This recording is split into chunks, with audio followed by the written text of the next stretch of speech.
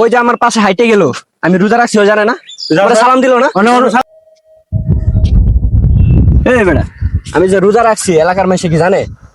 জানো তো, আমি যে রোজা রাখছি এটা তো এলাকার মানুষের জানাইতে হইব।